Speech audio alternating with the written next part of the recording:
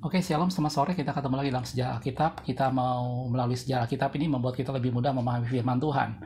Hari ini kita akan membahas mengenai perjalanan tabut perjanjian atau kemah suci, gitu ya, khususnya tabut perjanjian, gitu ya, Mam ya. Iya, Jadi seperti yang kita tahu bahwa tabut perjanjian atau kemah suci pertama kali dibangun oleh Musa di padang gurun Sinai, dan kemudian di pegunungan Sinai, dan kemudian waktu itu dibawa masuk bersama-sama dengan Yosua merebut tanah perjanjian dan masuk ke tanah perjanjian, gitu ya. Mungkin Anda juga pernah dengar dalam firman Tuhan saat-saat di mana tabut perjanjian pernah ada di rumah Obed-Edom. Nanti kita lihat pada saat kapan sebenarnya dia ada di sana, gitu ya. Atau mungkin pada saat tabut perjanjian tahu-tahu direbut oleh Filistin dan dibawa ke kuil Dagon. Itu momennya pada saat kapan. Nanti kita akan lihat secara kronologisnya. Kita akan lihat juga peta perjalanan dari tabut perjanjian ini ya. Sebenarnya ini secara keseluruhan bait Allah, tetapi fokus kita ke dalam tabut perjanjiannya. Oke ya. Nah, perlu kita tahu bahwa setelah Yosua memimpin umat Tuhan masuk ke dalam tanah perjanjian ya, Mam ya. Waktu itu Yosua masuk dari sisi sebelah timur menyeberangi sungai Yordan ya. Iya. Betul ya. Dan setelah itu dia menguasai waktu itu apa? Kota Yeriko. Yeriko dan kota Ai ya.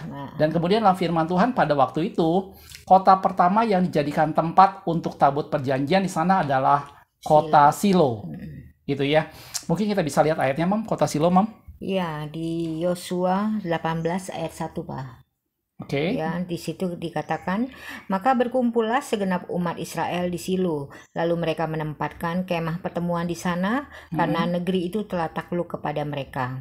Oke, jadi di video Anda bisa lihat di layar Anda, ini adalah video pergerakan. Saya tidak menggambarkan dari mulai Sinainya, saya langsung menggambarkan tabut perjanjian nyebrang sungai Yordan, dan pertama kali dia singgah di kota Silo. Dan kata firman Tuhan tadi, Yosua menempatkan tabut perjanjian itu di kota Silo ya. Iya. Gitu ya. Mungkin ada ayat-ayat yang lain tentang di sana? Iya, di Hakim-Hakim 18 ayat 31, Pak.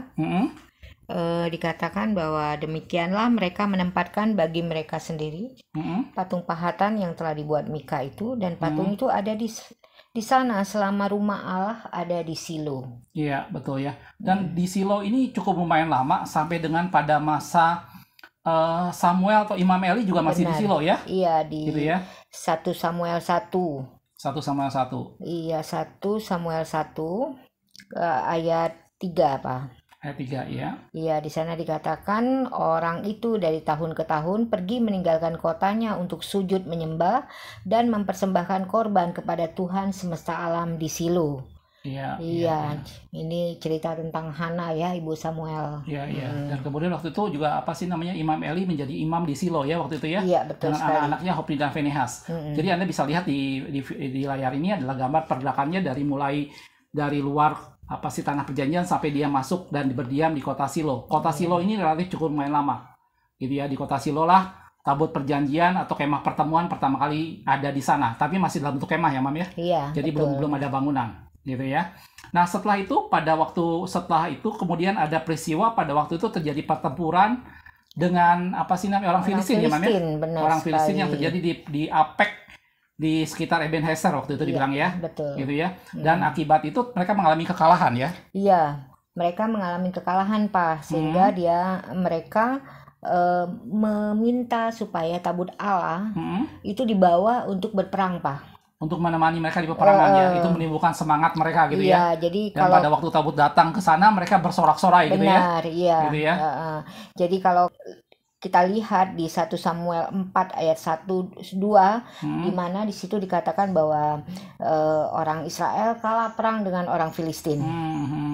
Kemudian di 1 Samuel 4 ayat 3 dan 4 mereka mau membawa tabut perjanjian untuk dibawa berperang ya, seperti yang Papa tadi sebutkan, bahwa mereka bersorak-sorak. Berarti dari mulai zaman Yosua sampai dengan zaman Samuel atau sampai dengan zaman Eli, tabut perjanjian semua tetap ada di Silo. Jadi pada masa hakim-hakim semua ada di Silo. Betul. Gitu ya. Jadi itu kota di sana, kemah pertemuan dan tabut perjanjian ada di sana.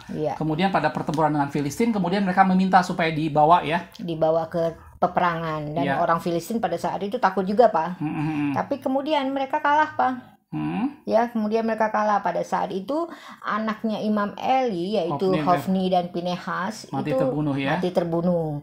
Kemudian dikabarkan ke Imam Eli ya di Silo waktu itu ya. Kemudian Imam Eli pada saat itu juga mati, lehernya Lehernya patah. patah karena dia orang gemuk Iya, katanya gitu kata ya firman Tuhan ya. kemudian mantunya ya Melahirkan. melahirkan, Mm-mm. sehingga nama anaknya itu Ikabod, Bah. Yang artinya Artinya telah hilang. lenyap kemuliaan Oh. dari Israel, Iya. karena tabut Allahnya hilang saat itu, Iya, jadi Anda direbut bisa lihat orang dari Filistin. gambarnya. Di sana dari Silo mereka bergerak ke Apek. Memang Apek ini kotanya dekat dengan Ebenezer, gitu ya. Gitu ya. Oke. Nah, setelah itu berarti tabut perjanjian kemudian direbut dengan orang Filistin ya waktu itu Iya, ya. Kemudian dari sinilah orang Filistin membawa tabut perjanjian ke kota utamanya dia, yaitu di Asdod. Nah, kita akan lihat dari sini, dari Ebenezer, dari Apek ini, tabut perjanjian bergerak sampai ke Asdod. Iya, Nah, di Asdod inilah cerita yang kita kenal, yaitu diletakkan di kuil Dagon. Dagon ya. Oke. Ya, betul. Jadi di orang-orang Filistin dia mengambil tabut Allah, dimasukkan ke kuil Dagon, tetapi pada esok harinya Dagon terjatuh dengan mukanya ke tanah di hadapan tabut Allah, tabut Tuhan ya. Besok harinya seperti itu lagi. Sampai tangan dan kaki patah itu semua patah ya, yang terlempar ke pintu katanya ya. Betul. Oke. Ya. Nah, setelah itu itu bisa ayatnya di mana, kita lihat di 1 Samuel 5 ayat 1 sampai seterusnya ya. 1 Samuel 5 itu banyak peristiwa pada waktu itu ya, dibawa ke kuil Dagon ya. Iya. Oke. Ya, kemudian dikatakan di sana bahwa di firman Tuhan menekan orang-orang Asdod dengan berat dan membingungkan mereka, yang menghajar mereka dengan borok-borok ya. Kemudian penduduk sana meminta itu dipindahkan. Dari Asdod kemudian dipindahkan lagi ya. Dipindahkan ke Gad. Ke Gad, tapi Ya. itu berarti masih kotanya orang Filistin ya. Kalau ada 5 kan kota Filistin ya Pak ya. Iya. Itu termasuk Asdod, Gad itu ya. Iya, nah kalau lihat Anda di peta ini apa sih namanya apa tadi? Asdod terus Gad. Gad ini pasti perbatasan ya. Jadi yang warna sebelah sini itu adalah warna daerah orang Filistin. Yang biru ya Pak ya. Yang warna biru sisi sebelah barat ya, pantai barat ya. Gitu ya. Jadi dari Asdod ya dipindah ke kota Gad. Ya. Oke.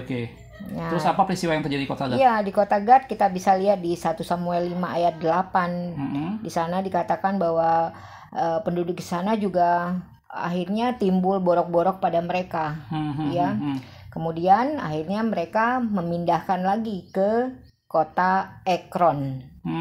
Itu masih kota orang Filistin juga ya? Kota orang Filistin. Ini Ekron ada di sebelah utara sedikit dari kota Gad kalau Anda lihat di gambar ini. Ya, jadi dari kota Gad ini akhirnya dipindahkan lagi ke kota Ekron. Ini masih wilayah orang Filistin ya. Iya. Jadi mereka sendiri sesama orang Filistin saling kasarnya mengoper-ngoper tabut perjanjian ini karena mereka ditekan terus banyak masalah dengan tabut ini ya. Iya, betul. Gitu Pak. ya. Nah, apa yang peristiwa yang terjadi? Iya, itu kita bisa lihat di 1 Samuel 5 ayat 10 ya.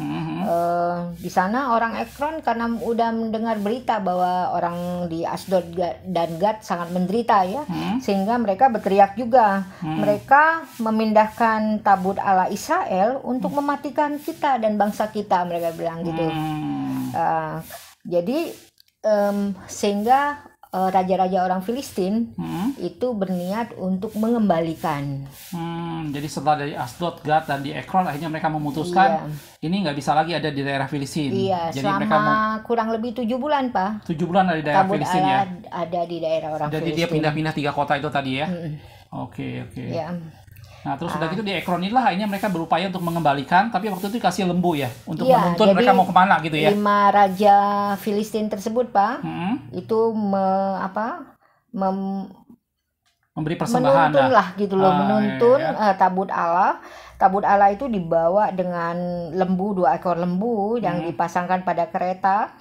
Kemudian mereka setelah bertanya kepada imam dan penenung mereka, dikatakan bahwa mereka harus memberikan tebusan salah. Ya, tebusan salah itu berupa 5 borok emas dan 5 tikus emas, Bah. Ya, itu ada di 1 Samuel 6 ayat 9 5 sampai itu mewakili 14. 5 kota besar dari apa sih namanya Filistin ya. Betul. 5 kota besar. Jadi masing-masing 5 borok tadi dengan 5 tikus emas ya. Iya. Itu dianggap permintaan maaf lah ke penebus salah gitu ya. Iya. Oke. Nah, kemudian 5 raja itu Melepas kereta tadi yang dibawa 2 ekor lembu itu. tanpa Tanpa diarahkan, jadi terserah lembunya mau terserah bawa mau kemana. kemana. Ya. Nah, lembu itu akhirnya yang ada tabut Tuhannya ya Pak ya, itu berjalan ke daerah Bet-Shemesh. Bet-Shemesh ya. Itu daerah tanahnya Yosua ya Pak. Ya, jadi kalau lihat dari sini, Bet-Shemesh memang agak dekat tapi udah masuk wilayah ke dalam kerajaan Yehuda. Ya, jadi dia agak berbatasan ya, Bet-Shemesh di bawah sana. Oke, sampailah dia di Bet-Shemesh waktu itu ya. Iya, Diperterangkan mereka menyambut dengan gembira waktu itu ya. Itu orang-orang Lewi juga ya Pak? Orang Lewi juga ya. Terus mereka membakar persembahan apa segala macam, korban bakaran apa untuk menyambut itu. Iya, tapi sayangnya ada yang melihat ke dalam tabut Tuhan Pak. Oh, dia membuka tabut perjanjian, dia melihat ke dalamnya gitu ya. Akibatnya sehingga- Tuhan menghukum waktu itu ya. Benar, sehingga Tuhan menghukum mereka dan 70 orang mati di Pada waktu Bet-Shemesh. Bet-Shemesh itu ya. Betul, Oke. Nah, kemudian waktu itu orang Bet-Shemesh kemudian meminta tolong orang mengabarkan di pada orang ke Kiryat Yearim Pak. Kiryat Yearim ya, Kiryat Yearim. untuk mengambil dari Bet-Shemesh ya. Jadi mereka mengirim utusan kepada penduduk Kiryat Yearim untuk mengangkut tabut Tuhan dari Bet-Shemesh. Ya, nah datanglah orang Kiryat Yearim Pak. Ya, kemudian dibawalah tabut Tuhan ke rumah Abinadab. Abinadab di Kiryat Yearim ya. Di Kiryat Yearim. Jadi setelah Bet-Shemesh selanjutnya adalah Kiryat Yearim. Ini orang Kiryat sendiri yang datang ke Bet-Shemesh mengambilnya ya. Iya, betul. Sesuai dengan permintaan orang-orang Bet-Shemesh tadi ya. Iya, orang-orang Kiryat Yearim Datang ke Bet-Shemesh ya. Ke Bet-Shemesh ya. Jadi rutenya nanti saudaraku setelah dia dari Silo pertama masuk tanah perjanjian, dia ada di Apek dekat Ebenezer dan kemudian dia direbut langsung dibawa ke kota-kota orang Filistin yang tadi, yaitu Asdod, Gad dan Ekron. Dari Ekron kemudian dilepas masuk lagi ke daerah orang Israel yaitu Bet-Shemesh. Dan setelah itu masuk ke Kiryat Yearim ya. Nah, setelah di Kiryat Yearim itu tabut Tuhan Pak di Kiryat Yearim itu berada di sana selama kurang lebih 20 tahun. Oh, lama juga ya. Iya. Berarti Kiryat Yearim ini lama sekali ya. Iya, betul Pak. Oke. Nah, setelah itu Daud sebagai raja. Nah, dari sana Daud ingin memindahkan dari Kiryat Yearim ya. Daud ingin memindahkan tabut Tuhan ke kota Daud, Yerusalem. Karena Yerusalem waktu itu sudah dikuasai oleh Daud ya. Iya. Oke, jadi waktu itu setelah di Kiryat Yearim, akhirnya pada masa pemerintahan Daud berencana memindahkan tabut perjanjian ke Yerusalem. Dan kita tahu ceritanya bahwa pada proses pemindahan ini terjadi peristiwa pada waktu yang pertama adalah orang yang menyentuh dan mati ya. Iya, itu anaknya Abinadab ya Pak ya, namanya Uza.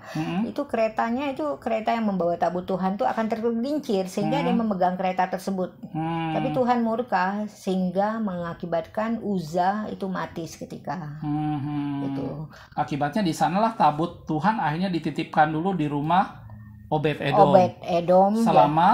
Selama kurang lebih 3 bulan. 3 bulan ya, dan kata firman Tuhan dikatakan Obed-Edom diberkati. Ya, selama 3 bulan itu Obed-Edom diberkati. Obed-Edom itu di sana dikatakan orang Gad, tapi orang Gad bukan orang Gad Filistin ya Pak. Itu adalah orang Gad Rimon, yaitu sebuah kota Lewi di daerah Dan. Ya, jadi dekat-dekat sana juga. Dekat-dekat sana ya. juga. Jadi memang Obed-Edom itu orang Lewi itu. Jadi Gad di sini bukan berarti selalu orang dari suku dari salah satu kota di Filistin ya. Bukan, tapi dari Gad Rimon katanya. Iya, kita pada 2 Gad saudaraku. Jadi ada Gad yang pakai huruf T, itu adalah kota besar orang Filistin. Ada Gad yang pakai huruf D. Itu adalah salah satu suku dari 12 suku Israel. Gitu ya. Oke, jadi pada waktu pemindahan ke Yerusalem akhirnya singgah selama 3 bulan di rumah Obed-Edom. Iya, dan Obed-Edom diberkati. Nah, setelah itu baru dari Obed-Edom akhirnya Daud sampai pada waktunya dia memindahkan Daud mendengar bahwa Obed-Edom diberkati, berarti itu tanda dari Tuhan ya, untuk memindahkan tabut Tuhan ke kota Daud atau Yerusalem. Akhirnya tabut perjanjian ada di Yerusalem terus ya. Iya. Sampai dengan Nebukadnezar datang menyerang ya. Iya. Ya, jadi itulah kurang lebih saudaraku ya. Ada yang mau tambah lagi? Iya, jadi di 1 Samuel 6 ayat 16 dikatakan bahwa tibalah tabut Tuhan di Yerusalem. Yang Daud waktu itu menari-nari. Benar. Dan dia dia bilang aku mau merendahkan diri di hadapan budak-budak perempuan, aku mau dihargai, dan pada waktu itu istrinya yaitu Mikal melihat dari jendela dan memandang rendah Daud. Kita pernah buat videonya tentang Mikal secara tersendiri. Jadi jelas saudaraku, jadi itulah peristiwa perjalanan tabut Tuhan mulai dari Gunung Sinai mulai dibuat dan akhirnya masuk pertama kali ke Yerusalem, ke tanah perjanjian di kota Silo. Di kota Silo itulah tabut Tuhan ada di sana secara lama, kemah pertemuan ada di sana sampai dengan zaman pada masa Samuel, gitu ya. Kemudian tabut Tuhan direbut di pertempuran di Apek dekat Ebenezer dan direbut oleh orang Filistin. Dan dibawalah ketiga kota besar di Filistin, yaitu Asdod, Gad dan Ekron. Dari Ekron akhirnya dikembalikan dan dia masuk ke kota Bet-Semes dan dijemput dengan orang dari Kiryat Yearim, gitu ya. Dari Kiryat Yearim lah terjadi proses pemindahan ke Yerusalem walaupun sempat terhambat dan singgah 3 bulan di rumah Obed-Edom. Gitu ya, saudaraku. Itulah sepintas selalu perjalanan dari tabut perjanjian yang kita tahu dalam firman Tuhan. Jadi kalau kita dengar kata Obed-Edom, itu adalah peristiwa pemindahan pada saat dari Kiryat Yearim menuju ke Yerusalem, gitu ya. Jadi peristiwa yang yang tadi saya bilang di kuil Dagon itu setelah dia direbut pada pertempuran di Apek dekat dengan Ebenezer, dan itulah dibawa oleh orang Filistin ke Asdod, ditaruh di kuil Dagon. Jelas, saudaraku. Dari sini kita bisa mendapat gambaran secara lebih general tentang perjalanan dari tabut Tuhan. Gitu ya. Sekali lagi, tabut Tuhan ini adalah gambaran dari kehadiran Tuhan sendiri pada masa perjanjian lama. Tentunya pada masa perjanjian baru tidak seperti itu lagi. Kehadiran Tuhan sudah diwakili dengan Yesus, karena itu Yesus dibilang Immanuel. Dan pada saat dia naik surga, dia berkata, aku tidak akan meninggalkan kamu yatim piatu, aku akan mengutus seorang penolong yang lain yang akan menyertai kamu selama-lamanya, dan itu adalah Roh Kudus. Ya, kehadiran Tuhan sekarang ada bersama kita, melalui hati kita pada saat kita bersekutu dengan Roh Kudus. Ya, saudaraku, makasih sudah menonton. Kita ketemu di sejarah Alkitab berikutnya. Tuhan Yesus memberkati.